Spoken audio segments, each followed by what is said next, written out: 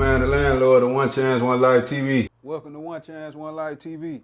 Introduce yourself to the people and let them know where you from. Hey guys, what's up? I'm Anthony, but everyone knows me as Rari or Rarriant, and I'm from North Miami, Florida. Yeah. Let's get straight to it. What is Rarriant? A manager, promoter, booking agent, A&R, or what? Entrepreneur, so I do promotions, talent management, and PR. I'm a TV personality. I do marketing, bookings, and I'm probably missing some stuff, but just so much in the entertainment world. Okay. What artists do you currently manage? Right now I manage Smiles Official, so he's doing his thing out here.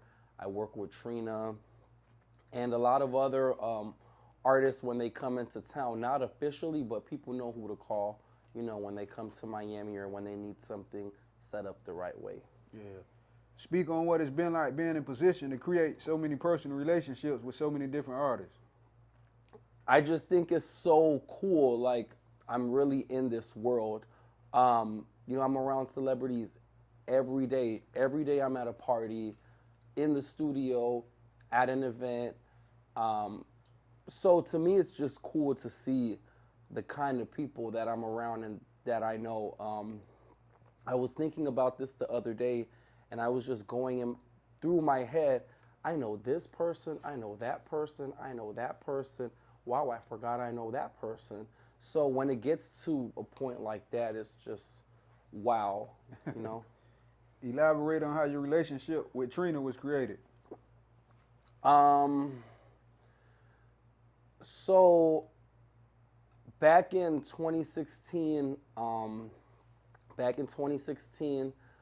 a friend, my friend O, he referred me to one of his friends, and I helped him with an Art Basel event. The event came out super amazing, and O, who was the guy that referred me to his friend, he said, "Hey, you did such a great job tonight. I got great feedback. I'm supposed to go out with Trina and her manager today to, I think it was Cameo, Club Cameo on South Beach." He said, "I'm going to send you in my place. So go there, be helpful, just show out." And I went. And then the next day, he called me with Trina's manager on the phone, KD, and she told me that she was looking for, you know, some additional help, like an intern. And in my head, obviously I don't mind, but I thought if I'm interning for the manager, then by default, I'm interning for Trina. So 2016, that's how we started building the relationship. I was interning for her manager, helping her with whatever she needed.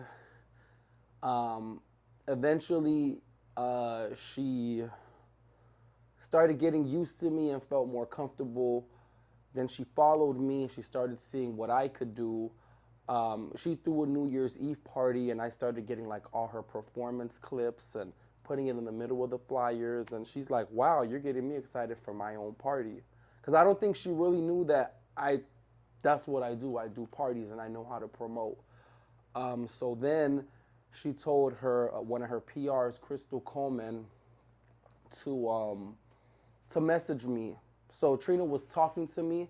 We ended up having a relationship, and she ended up speaking to me, but through other people. Right. And she said, "Tell Rari I want him to come help at the party tonight." So I went, I helped out, and from there, anytime Trina had an event that she was doing personally, I was always in the mix now to help out. And then I've helped her out with so many other things. You know, whatever endorsement she has or has had since I've been on board, I promote it like it's my own. Rap Snacks, Nyack, you name it.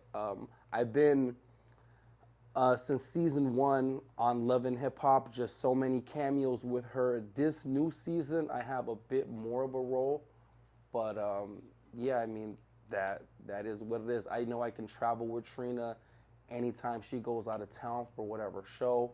I don't even have to call. I could be like, "Hey, I just got to LA. and they'll be like, "Oh yeah, come crash in our room," you know. So it's a really really solid relationship. Right. In your opinion, which state would you say shows Trina the most love? What's I really don't know which state that would be, but all I know is whenever we leave Miami, I mean, it's a big deal here, but I always see it's even crazier in the other cities because she doesn't live there. She's maybe just there for a weekend doing some shows or some promo. But I always love, like, when we're out, I love the reactions when we're in like other states or cities, and like we'll be in the mall, people will be looking, hey, is that Trina? You know, the reactions are like, I think, like the highlight of us traveling, like aside from like the performing and the touring and all that, is just people's reactions. Like they just bump into Trina and they're not even sure if that's her or not. I remember somebody came up and they're like, hey, you look like a younger version of Trina. And she's like, wow, I must be aging very well. I am Trina. Yeah. But yeah, I mean, everywhere I've traveled with her, you know, the states, which have just been a few, they all show her love. So I really can't say which state would show the most love. Yeah. What are some of the key things that you think has kept Trina around so long in the music industry? I feel like, you know, her being who she is, the younger girls coming up, you know, Lotto, Glorilla, just some examples, but everyone respects Trina as far as the younger girls. You know, they always end up doing some kind of collaboration, or she's getting awarded some some award. She's always getting awarded an award, getting recognized in the public eye some kind of way. It could also love and hip hop, of course, but I think just being who she is, like she knows how to keep herself relevant sometimes without even really trying, and that's hard to do for 20 years consistently. So it's always something, and I've noticed that about her. Like she's never lost her buzz since I've been around, and it's always been something. The verses, it's just always something that, you know, just keeps her name going. Right. If I'm an up and coming artist, explain to me why it's important to build a relationship with you. If you're an up and coming artist, why you should want to consider building a relationship with me is because in this industry, the music business, the entertainment industry, the nightlife, all that, media, I have a lot of great relationships, and I'm not all about the money like everybody else. Like, people will do you dirty out here. I've seen artists or their labels spend hundreds of thousands of dollars on things and services that when I look at it, I'm like, you know, in my head, wow, like we could have did all that with way less than that. I see people aren't good with budgeting in the industry. People are always going to the wrong people for services. And I have a lot of connections. I actually like to work with people that I think have talent and that have it. I just don't want to take your money. And just because you have, let's say, a $50,000 budget, if we don't need to use the whole $50,000, we're not going to use it until we need to. But people want to hear what's your budget so they can run the whole thing up. But yeah, I'm just a nice guy. I'm not perfect, but I'm someone you should probably know. And I'll tell artists this, not even being cocky or anything, but if you can't survive with me, you know, then you're probably not going to make it far, because I'm probably like the most lenient, transparent, and easygoing person there is, at least down here. Funny story, like 2 days ago, down the street from here, I went to a Wendy's. There's like a Wendy's a block away. I'm not going to tell them where we are, though. But I went to Wendy's, and I was ordering my food, and then one of the workers in there, he went crazy. He's like, Rari, I'm like, yeah. He's like, oh wow, Rari's at my job. Wow. And his manager and like the workers are like, what's wrong with you? Calm down. He's like, y'all just don't understand. Rari's here at Wendy's. And, you know, the workers just didn't understand. And he's like, you know, I'm trying to pursue my dreams. I'm an artist. You know, like, he's on Love and Hip Hop. He's around all these people. You guys don't know it's a big deal here. He was going crazy. And I was like, wow, you know, these artists out here really do like me and they know about me. And then I went to another restaurant the other day. This is a very common thing. As I'm walking out, one of the workers comes up. I'm on the phone. One of the workers tells me, hey, hold on. I'm like, yeah. And then he's like, you look familiar. Is this you? And he pulls up my Instagram. And I'm like, yeah, that's me. He's like, wow, I'm trying to get in touch with you with some shows. And I'm not bougie. I'm like, okay, what's your Instagram? Okay, followed him back, yada, yada. But his manager came out, and I don't know what the guy's name was, but let's say Daryl, just to put a name. Daryl, come back, come back.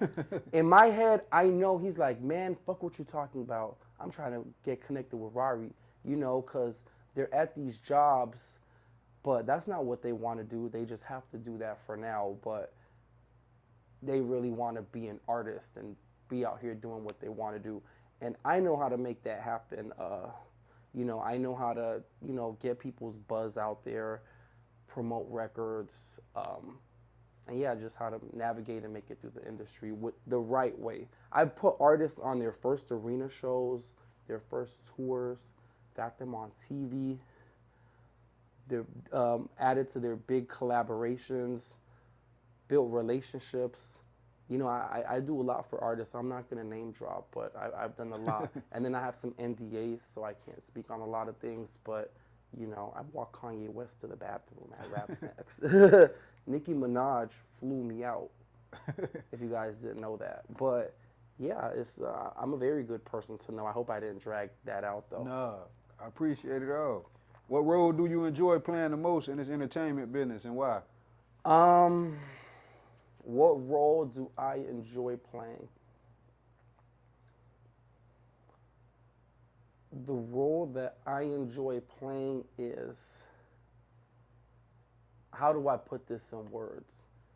The role I enjoy most playing in the industry is being the TV. I love for people to see what I'm doing, because you never know what I'm going to be doing next, who I'm with, who I'm going to be with, what I'm going to be promoting.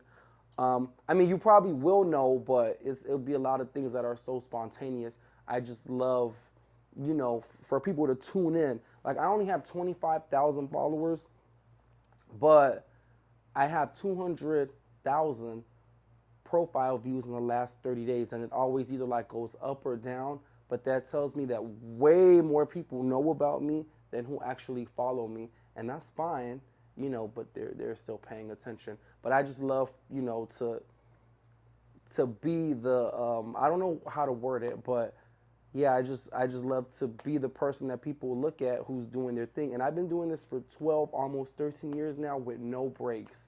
You know how people are like sometimes, oh man, like I'm just gonna use some crazy examples.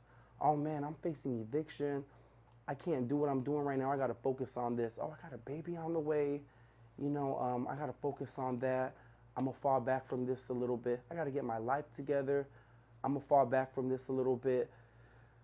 We're always going to have problems in life, but I notice people are easier to quit on themselves and the things they want to do before they'll quit their job or before, you know, like any immediate direct responsibilities.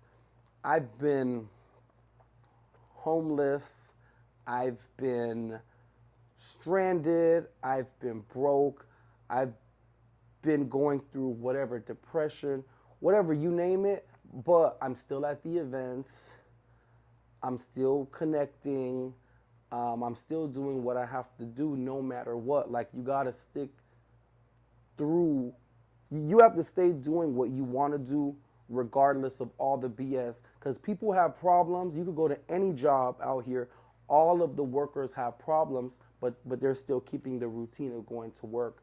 So I feel like with whatever your passion is, you have to treat it the same way, because that makes you see light at the end of the tunnel. But if you just pause and then start and then pause, you're going to end up living a very basic life, and don't take when I say this particular part the wrong way, because I've been there, on government assistance, on food stamps. Like, I've had all that government assistance, Section 8, all that. But the work that it takes to stay on those programs, I just stopped it, because you can apply that same energy into what you want to do. And like getting now, I yourself think out of poverty. Yeah, I think now with food stamps, they want to see you fill out this many applications for a job, or whatever the case may be. But once it started to be like too much work, I'm like, you know what? I'm gonna put this energy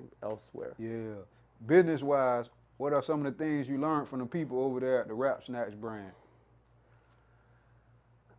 I learned a lot from people at Rap Snacks, so I'm going to give some history. It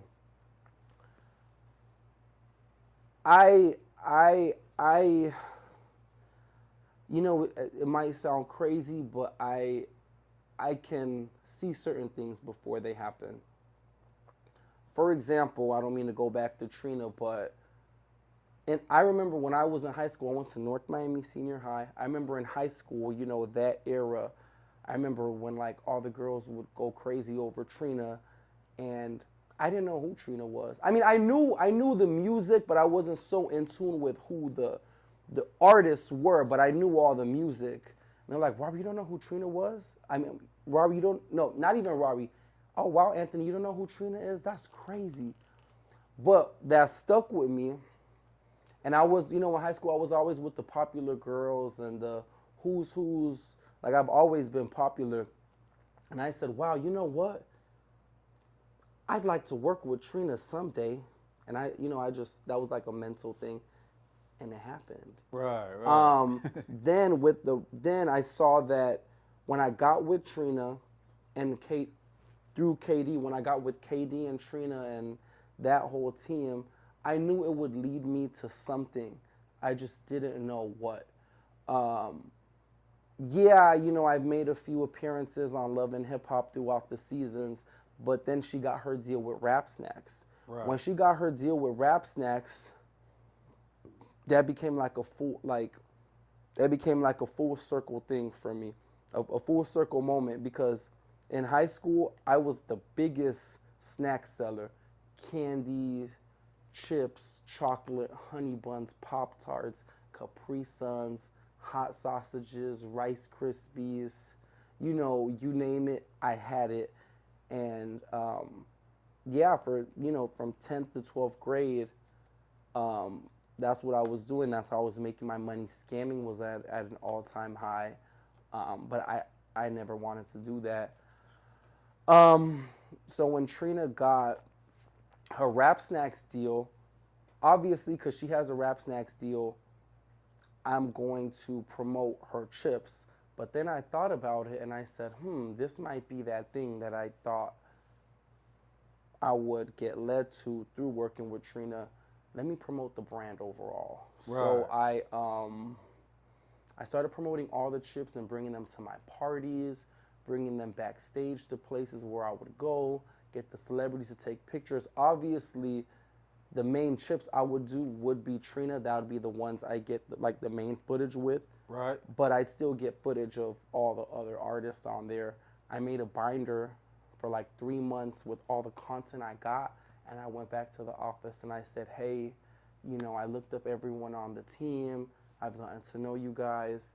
And I don't see anybody doing this. So I would, if there's an opportunity, which I'm sure there is, I would like to come on board on the Rap Snacks team and continue to do this officially. And if not, I'll keep doing it until, I can earn that opportunity. And we went back and forth, to work out the pay and the back end stuff, but we figured it out. So I learned so what I learned from Rap Snacks was how a brand in the hip hop world can be corporate. Right. That's, right. So I know I went through all that to get to the answer, but I just had to give some background. But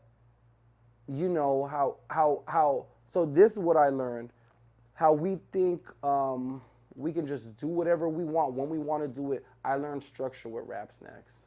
I learned structure. I learned that you got to treat this like a job. Right. I learned that you have to have discipline. And I learned that this is a real business. Right. But yeah. Yeah. So what was the experience like meeting Sexy Red the other day and getting a chance to see her perform? The experience meeting Sexy Red. So I do this thing called Magic Mondays every Monday. And it is technically a showcase / party, but the thing is, I actually bring people who are connected in the industry. So one of the guys who has been coming over there, he works with several labels. Hold on, I want to get his I want to give people his Instagram.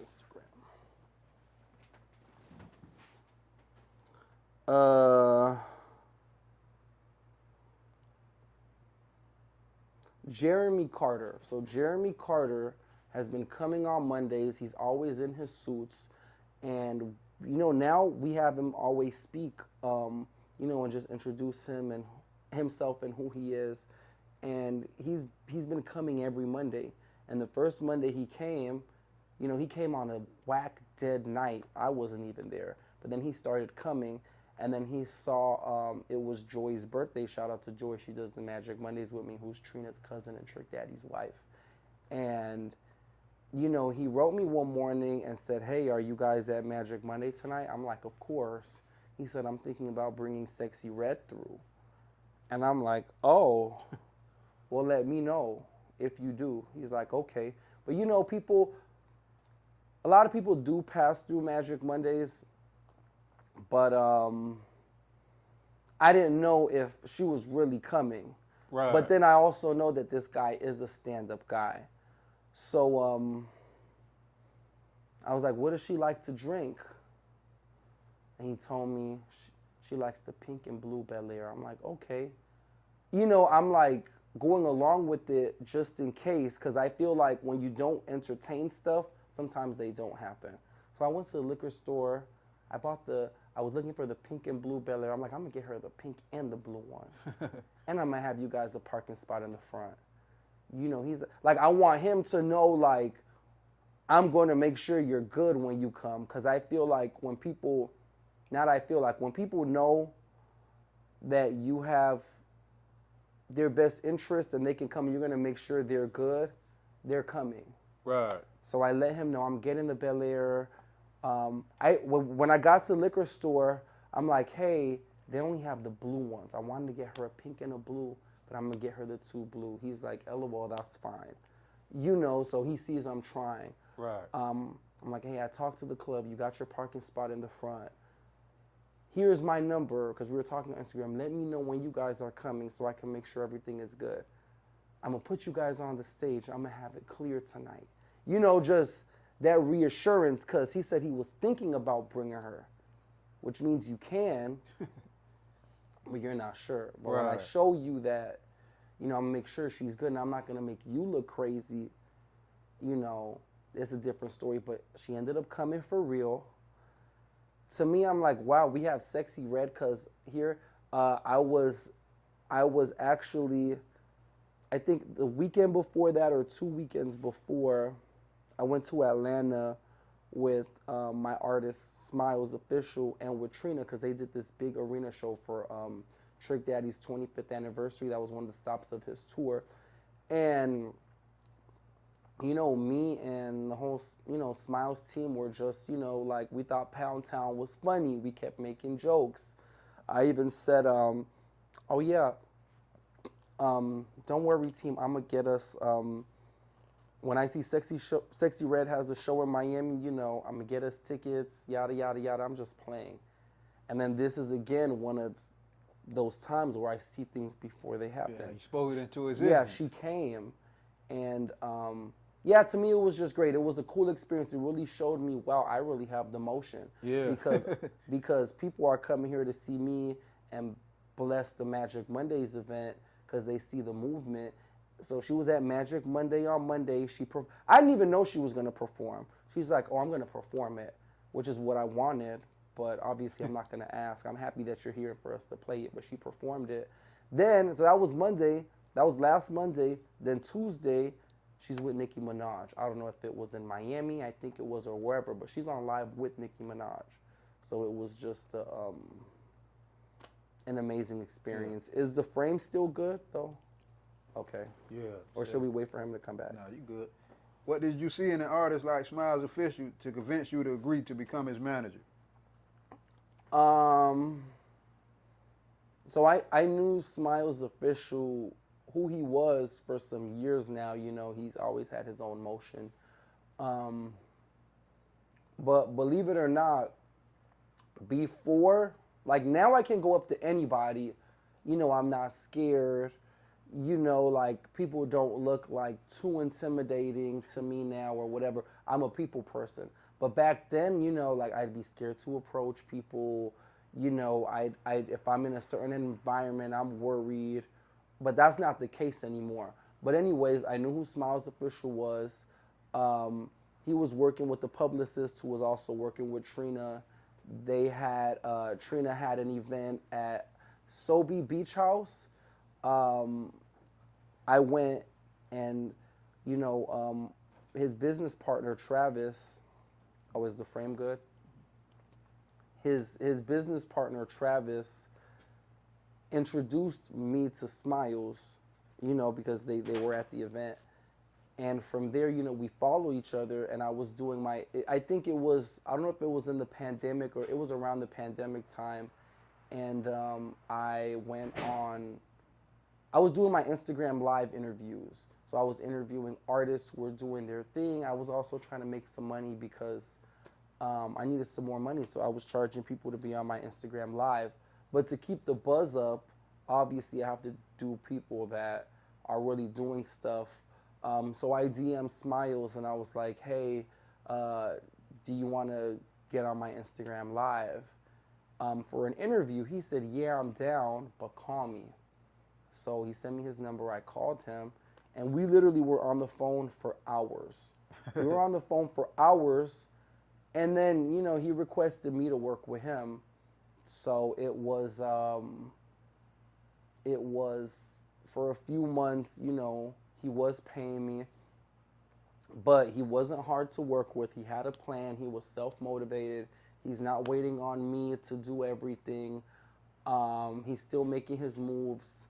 You know, he has his, you know, his own money, and you know, he's really talented. So, you know, we came to the agreement. This isn't gonna be, you know, like a service thing. Like, I really like you. I really like what you have going on.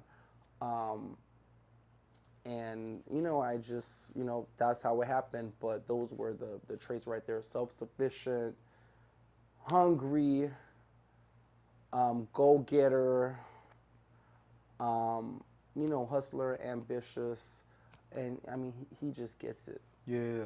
Is it hard for you finding other people to work with the same drive and ambition as you?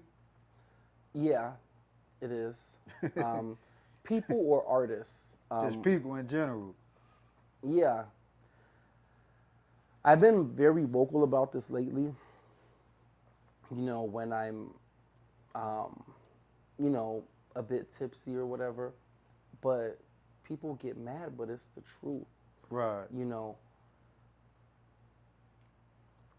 if you don't do what you're supposed to do, you're going to live a normal, basic life.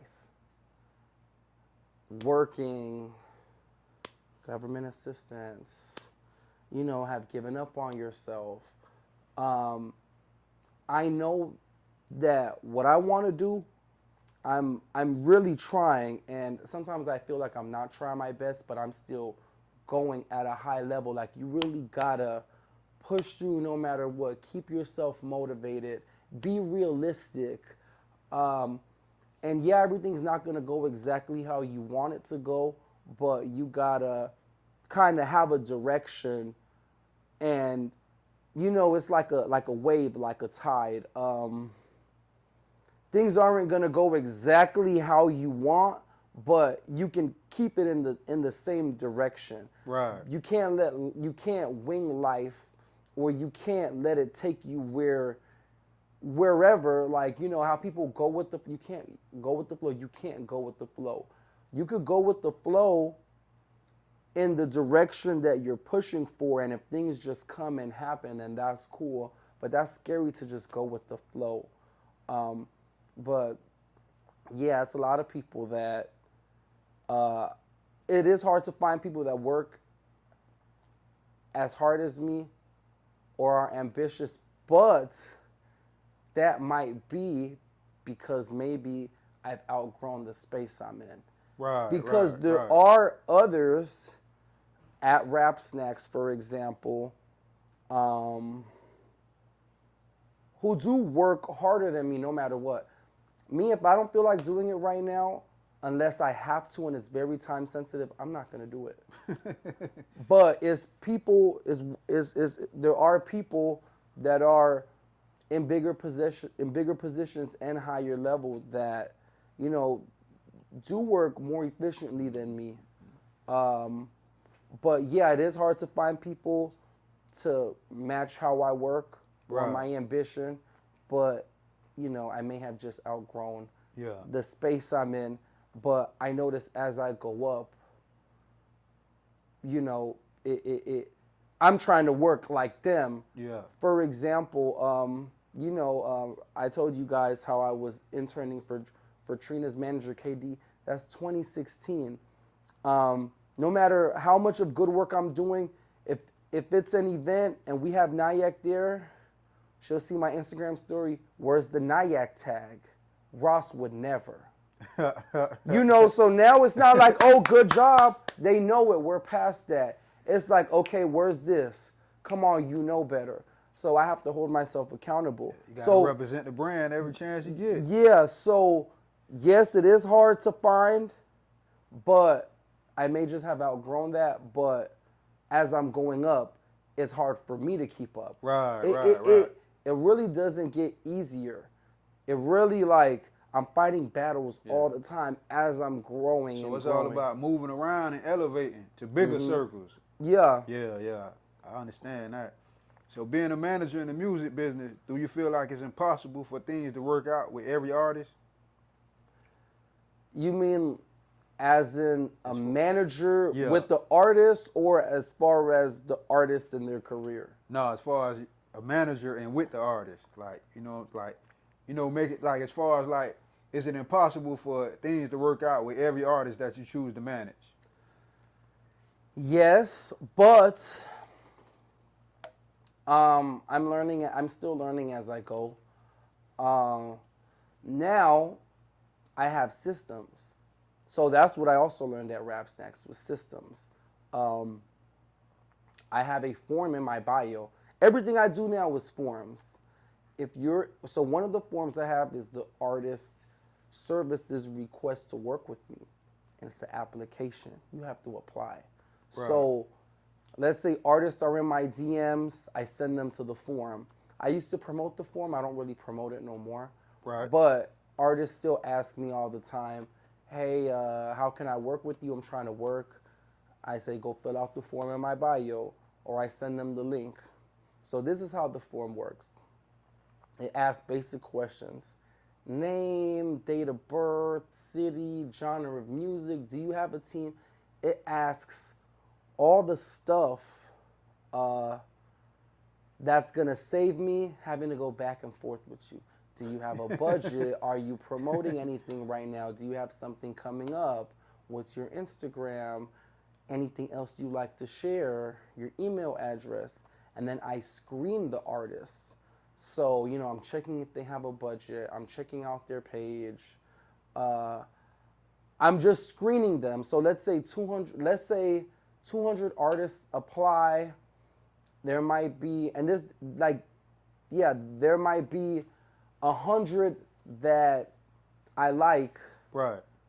And then when I talk to the 100, it might be 50 that I want to work with, but I end up only working with 25. It's impossible for it to work out with everybody, but you also have to screen who you're working with to see if. Now how I look at it is, are you a good fit for me to want to work with you? Right. You got to match what you got going on. Right. Like, I don't care if it, like, if it works for me, it's going to work for you. Right. I have so many examples. Mm-hmm. But no, I totally understand. You got to match what you already yeah, got like going that's on, why you have it to. doesn't make sense. That's why you have to apply it. I'll have some artists that ask me, "Hey, I'm trying to work." I'm like, "Did you fill out the form?" They're like, "I did it 3 times." Well, it's something on that form that you're putting. Why I'm not calling you? Right. It might be, you know, it's a lot of violence on your Instagram. It might be that you have no budget. You know, it's just something on the form is not catching my eye. Right. And also, I'm not trying to sell myself. So, you know, I'll have artists that fill out the form. Let's say they do catch my eye. They want to, you know, sometimes they'll ask questions. Also, can you do this or that or whatever? And it's like, hey, I'm not trying to sell myself. I'm not promoting that I'm looking for a new artist, or even if I am, you're coming to me. So do you want to do this or not? Right. You know, like, I don't sell myself. Hey, do you want to do this? Do you not want to do it? Are you trying to work? Are you not? Then I also see where people's mindset is. You know, once an artist tells me, well, I don't want to do the local showcases. I don't want to do this. I don't want to do that. I don't want to do the little interviews with only a few hundred followers. I want to do the big stuff. Well, how are the people that are doing the big stuff going to want you if you're not doing the little stuff? So I really kind of have to get into people's mental state and understand what they want for themselves. It's nothing wrong with wanting to do the big stuff, the big shows, the big interviews, but that's not realistic. Right. You have to do the small stuff. You got to crawl before you walk. Yeah, but at the same time, that platform that you consider little for the little interviews, you're just as little as them. So you guys might as well grow together, because if they keep doing what they're doing and you keep just wanting the big stuff, you're going to miss out on the small opportunities that can turn into big opportunities. Correct. Yeah. So, yes, it's impossible for an artist and a manager to always work out, but all you can do is see if that person is a good fit for you both ways, the artist to the manager or the manager to the artist. But I see who's a good fit for me, and I'm usually not wrong. Like, I usually pick people who I think we have good chemistry. Right. When it comes down to the music business, are there any other lanes left for you to tap into? Yes. With the music, okay, so I always give a backstory. So when I was interning for KD, which is Trina's manager again, I learned that was my first time working with an artist.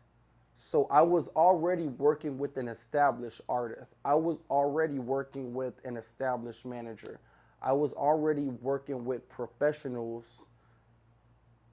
You know, my first time working with the artist, and I didn't ask to intern or be around these people. The opportunity presented itself to me. Right. So after a few years of interning, I felt safe to say that I understood enough that I want to try out what I do. I felt comfortable to think to myself, I have enough experience in this. I'm already working with a celebrity. I'm already working with a manager who, you know, is doing these day-to-day things with this artist, handling the business, keeping them relevant, and all that. So I said, I want to try that. Let me see if I really understand how I think I do. And I worked with my first artist for a few months, and he didn't have a big following, and he got a deal with a major label. So I said, oh, I do know what I'm doing. You know, I can't take all the credit for that, but I do know that me being in that situation, you played a part in making that situation happen. Definitely contributed. Right. Yeah, but what was the question again? The question was, are there any lanes in the music business left for me to tap into? Yeah. I don't have the kind of money I want to have, but eventually I want to have a PR firm. I want to have a label. Right. I think it's so much talent in Florida, but the labels are not tapping into Florida enough, or they don't care enough, or there's just not enough opportunity. But, you know, I love what P with QC is doing. Right. You know, like I look at all these label CEOs and I'm like, wow, I know I can do what they do. The same way, you know, I'm confident in what I can do for artists. You know, I know I could do that on a bigger scale. So I do, even if it's just for a little bit, want to have a label, and I'm going to have a label. But yeah, I think that next phase and step in the music business is for me to have a label. Right. That's what's up. Are there any current independent Florida artists that you personally wouldn't mind doing business with?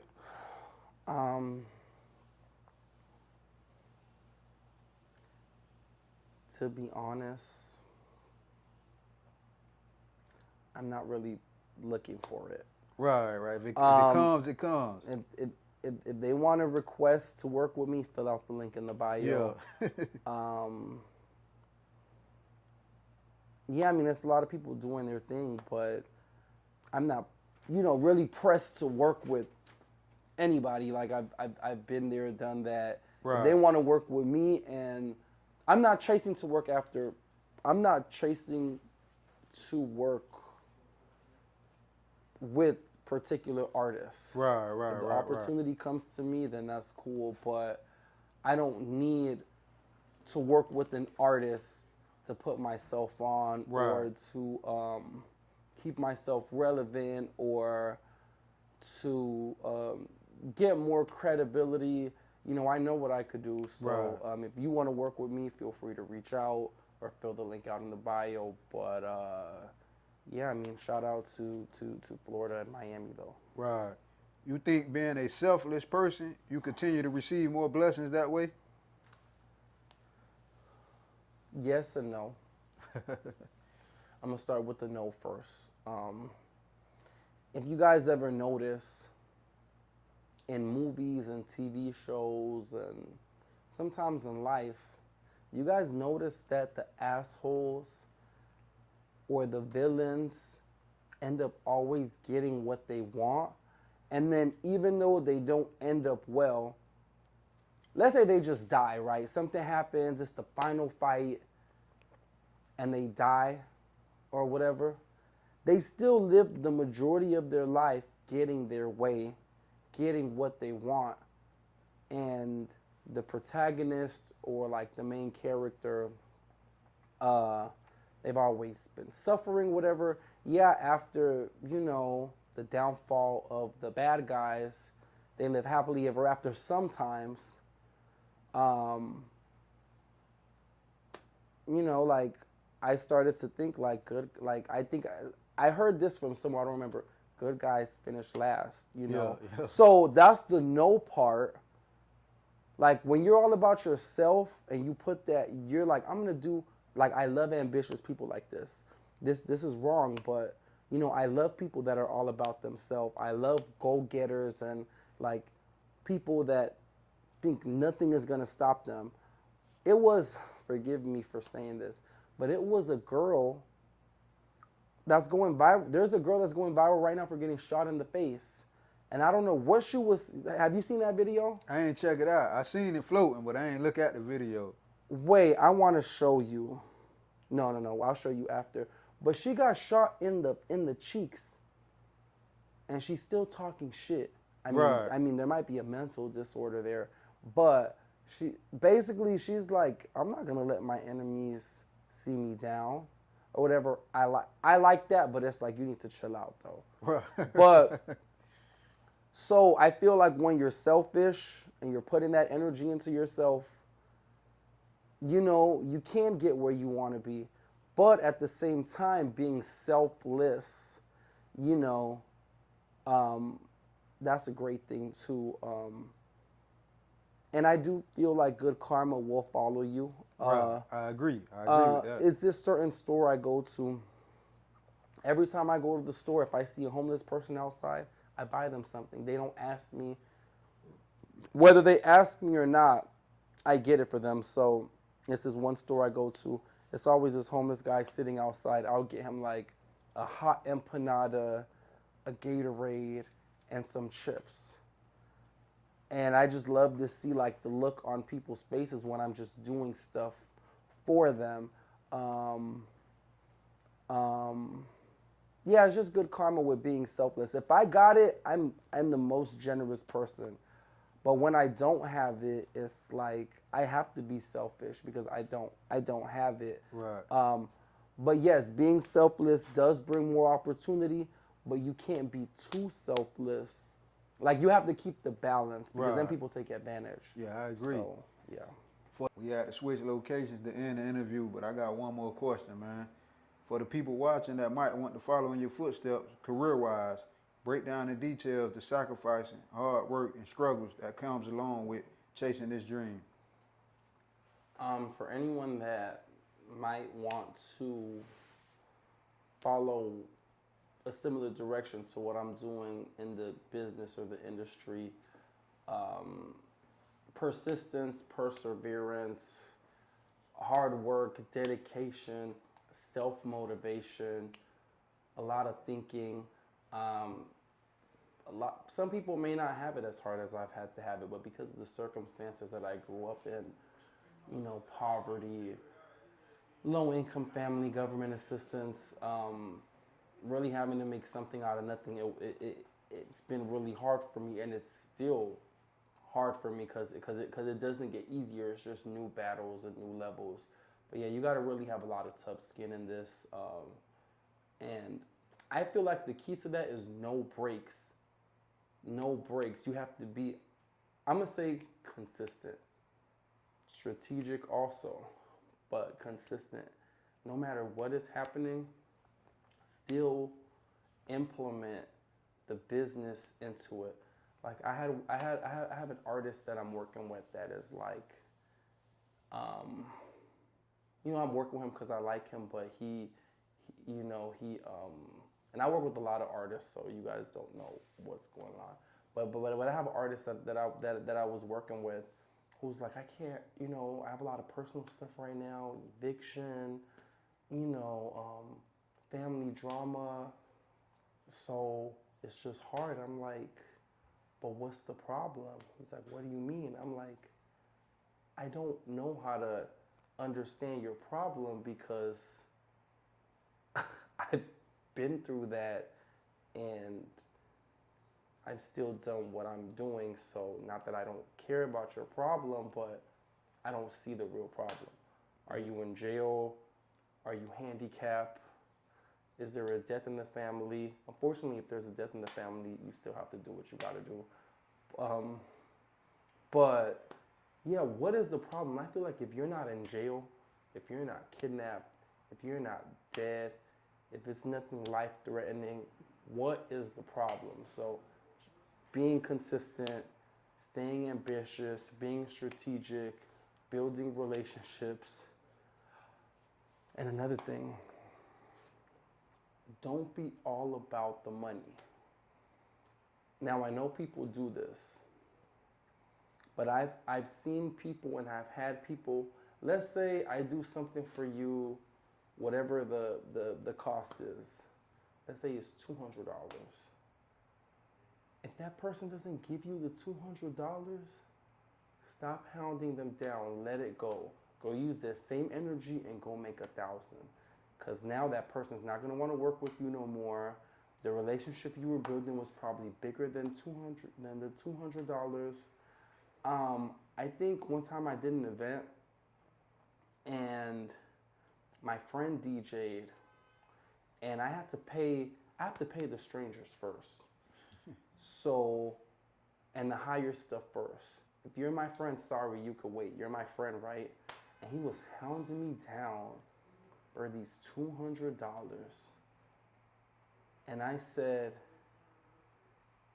here's your money. I gave it to him when I could. It's like when you hound a person down, they're still gonna give it to you when they can.